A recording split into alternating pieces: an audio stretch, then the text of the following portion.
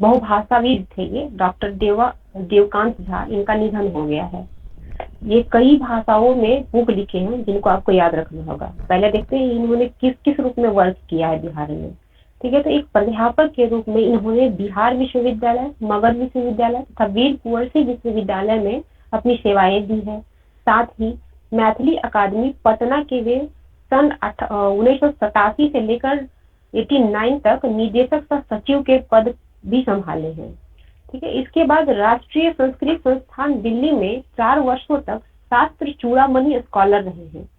इनका कई भाषाओं में बुक आया है। उस बुक को आप याद रखेंगे क्योंकि हो सकता है ये पूछेगा, क्योंकि ये बहुभाषाविद, एक बहुत अच्छे मतलब नामी गिरामी थे पर्सन यहाँ के, और मधुबनी के रहने वाले थे, तो ये पूछ सकते हैं एग्जाम में। इनके बुक देखिए, इन्होंने लिखा है संस्कृत सुलभ सोपान, ठीक है, फिर रंग भारती, ये दोनों नाटक है इनका।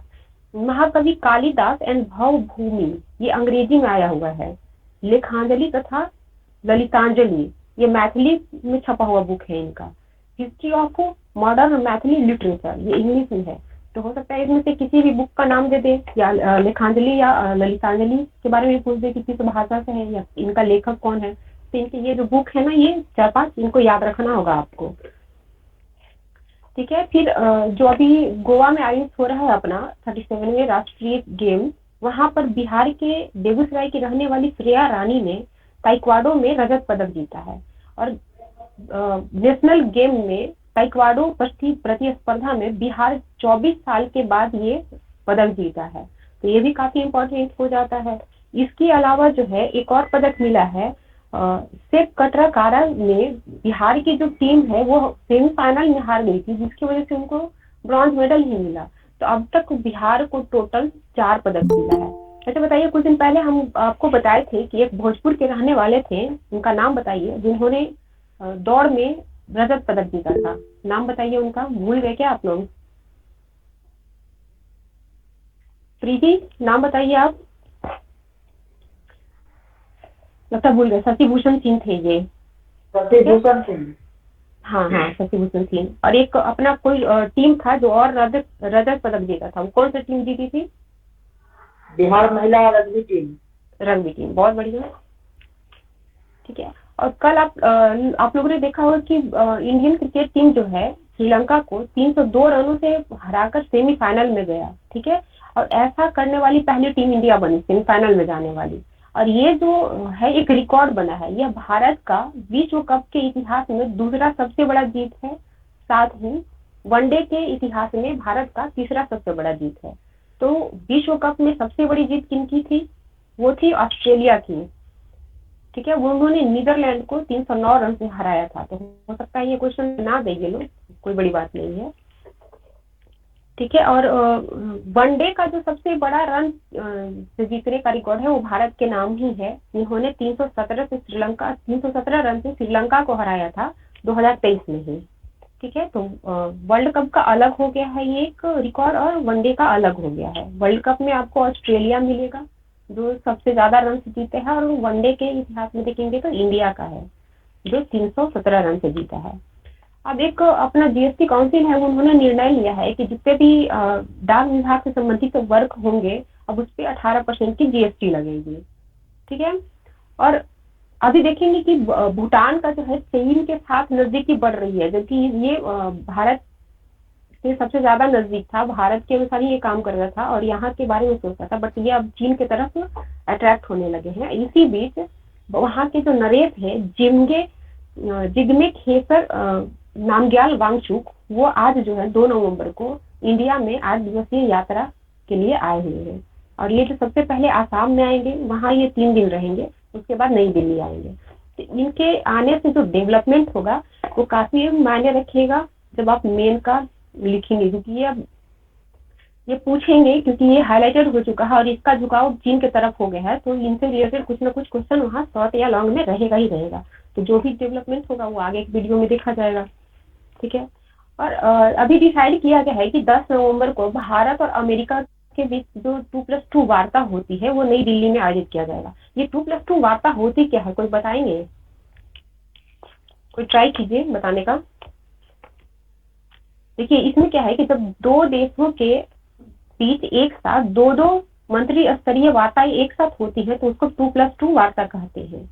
ठीक है, और भारत जो है इस तरह की वार्ता जो है अमेरिका, ब्रिटेन, ऑस्ट्रेलिया, जापान और रूस के साथ कर रहा है। हाल ही में मतलब अक्टूबर 17 को भारत जो है पहला 2+2 वार्ता इंग्लैंड के साथ किया है। ठीक है, और इंग्लैंड के साथ जो वार्ता हुई वो काफी महत्वपूर्ण है क्योंकि उसमें भारत और ब्रिटेन दोनों मिलकर 10 वर्षों का एक रोडमैप बनाया है जिसका उद्देश्य है व्यापार और अर्थव्यवस्था, रक्षा और सुरक्षा, जलवायु परिवर्तन एवं लोगों मतलब पीपल टू पीपल कनेक्ट को बढ़ावा देना है। ये काफी इंपॉर्टेंट रोल प्ले करेगा दोनों के बीच रिश्ते को सुधारने में। ठीक है, और जो अमेरिका के साथ जो अपना 2+2 वार्ता होगी 10 नवंबर को, ठीक है, तो इसमें जो है ये अधिकतर जो इसका मतलब टॉपिक रहेगा बातचीत का वो सुरक्षा पे, रक्षा पे और रणनीतिक साझेदारी की समीक्षा की जाएगी। इसमें पीछे क्या डेवलपमेंट किए हैं या आगे इस क्षेत्र में क्या वो लोग करेंगे वो सब इसमें डिस्कस किया जाएगा। ठीक है, तो ये पूछते हैं कि इसकी जो थीम है वो किसकी इर्द गिर्द घूमता है, तो इसको याद रखेंगे आप लोग। ठीक है, और कुछ दिन पहले हमने बताया था कि सेंट्रल गवर्नमेंट के द्वारा एक सड़क दुर्घटना पर एक रिपोर्ट पेश किया गया है। तो उसी रिपोर्ट में बताया गया है कि हमारे यहाँ जो दुर्घटना में मौत हो रही है वो शहरी क्षेत्र के अपेक्षा ग्रामीण क्षेत्र में ज्यादा हो रही है।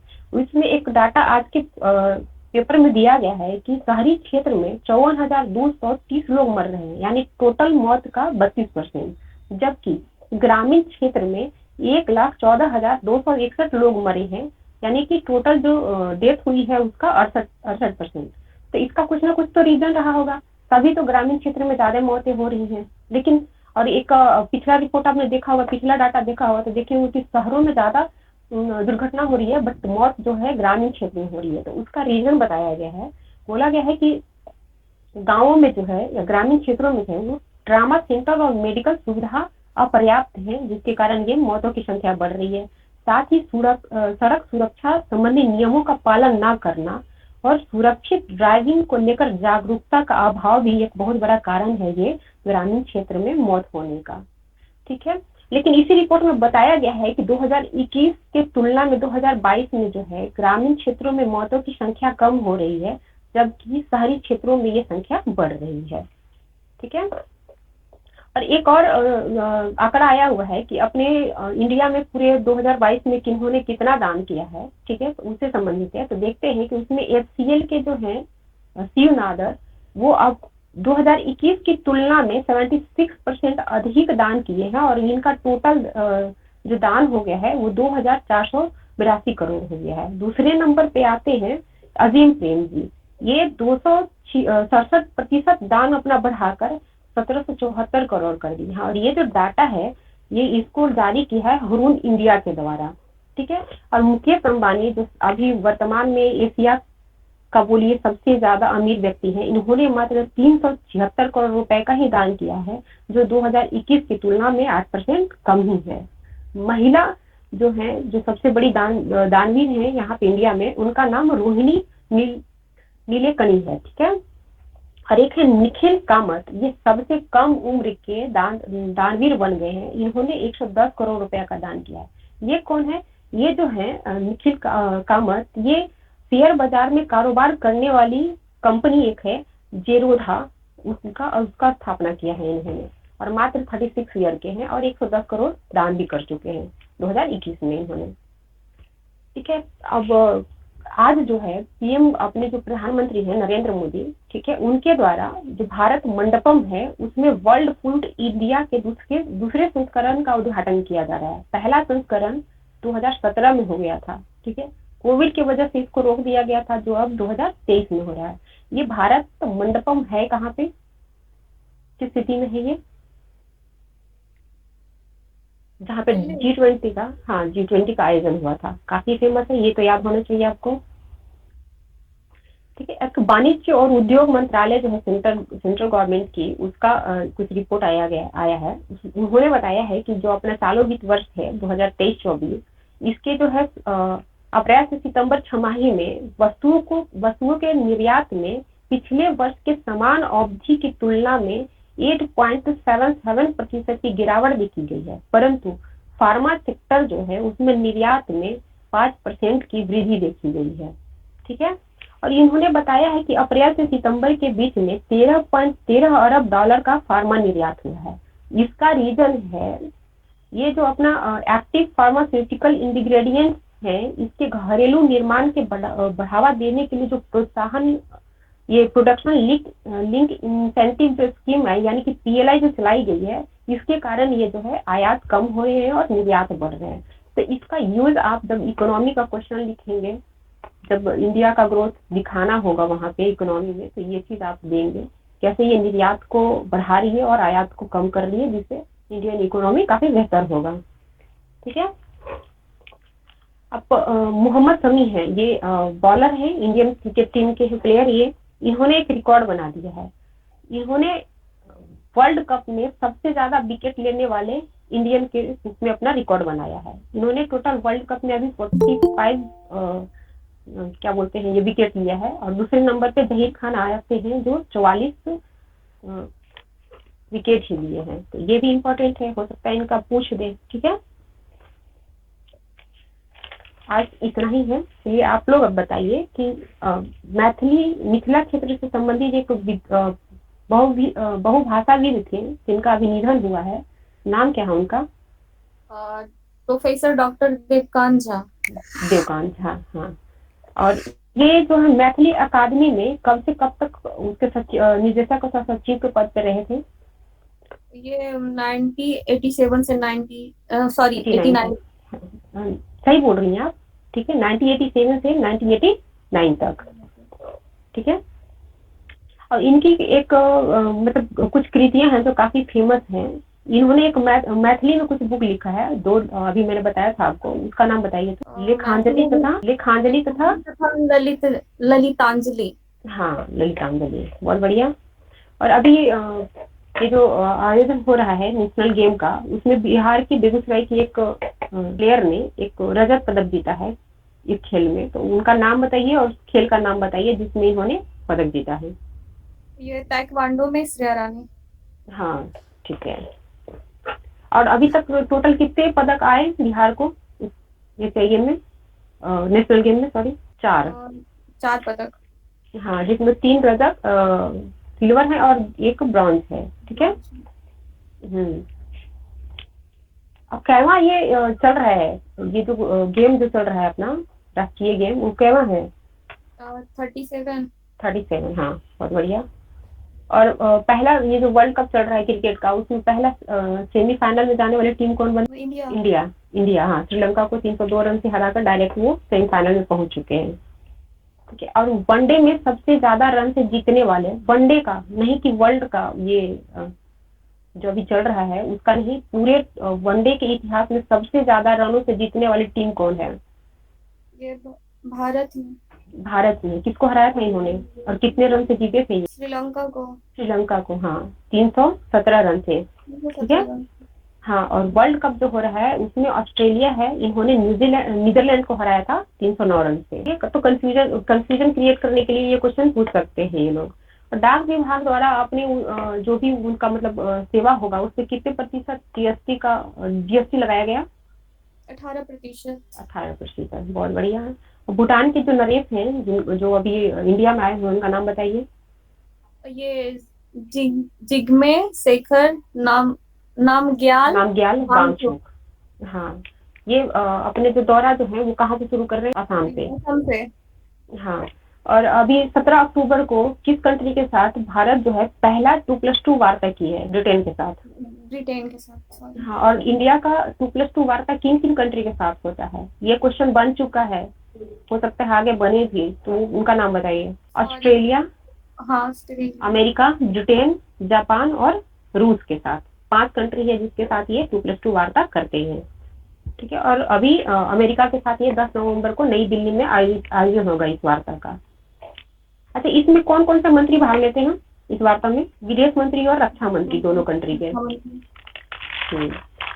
अभी केंद्र सरकार द्वारा एक जो रिपोर्ट आया था सड़क दुर्घटना में, उसमें बताया गया है कि ग्रामीण क्षेत्र में जो मौत है वो ज्यादा होती है। तो वो टोटल मौत का कितना प्रतिशत जो है वो ग्रामीण क्षेत्र में होती है?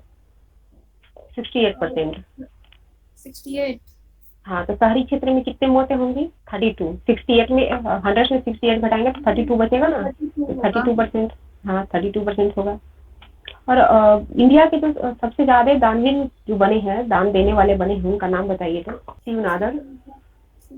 कौन, किस कंपनी का स्थापना किया था इन्होंने? HCL technology. ठीक है, इन्होंने कितने करोड़ का दान दिया?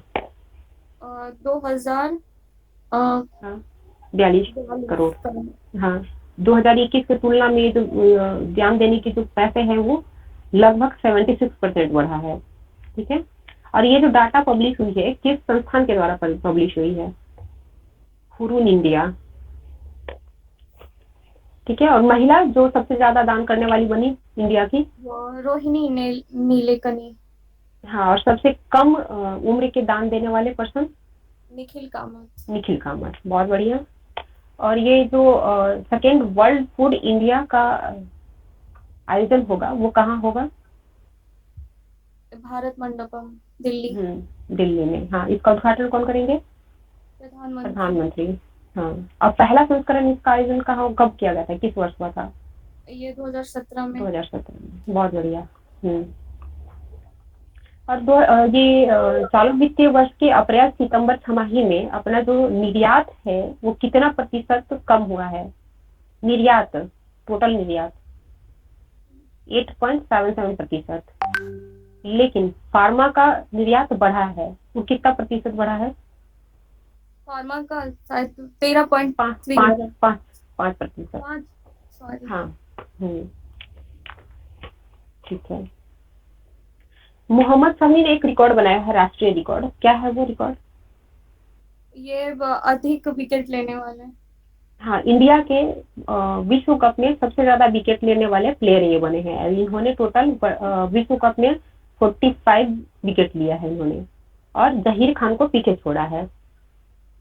ठीक है, चलिए, हो गया फिर आज का।